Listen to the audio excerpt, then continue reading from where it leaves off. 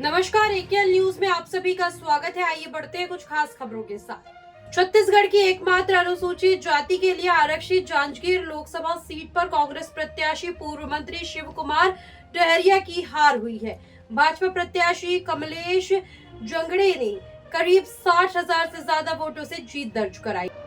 इस बार भाजपा ने महिला प्रत्याशी कमलेश पर दाव लगाया। वहीं कांग्रेस के दिग्गज नेता पूर्व मंत्री शिव डहरिया मैदान में उतरे थे, जिसमें भाजपा प्रत्याशी ने 60,000 से ज्यादा वोटों से जीत दर्ज कराई है। इससे पहले 2019 के आम चुनाव में भाजपा के प्रत्याशी गुहराम अजगले ने पिछले चुनाव में 83,255 मतों के अंतर से जीत दर्ज की थी। उन्हें 5,72,790 वोट मिले थे।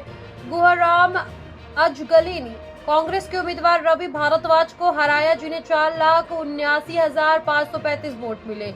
वहीं अगर हम बात करें 7 मई को हुए तीसरे चरण के मतदान में जांजगीर लोकसभा सीट से मतदाताओं ने बढ़ चढ़कर हिस्सा लिया। इस पर कुल 67.56% वोट पड़े। छत्तीसगढ़ का जांजगीर चांपा लोकसभा निर्वाचन क्षेत्र भारत की चुनावी राजनीति में अपना महत्वपूर्ण स्थान रखता है। जांजगीर चांपा की जनसांख्यिक विविधताओं से भरी हुई है। चुनावी नजरिए से ये छत्तीसगढ़ के लोकसभा क्षेत्रों में रोचक और अहम है। इस निर्वाचन क्षेत्र में विगत 2019 के लोकसभा चुनाव 65.57% मतदान हुआ था।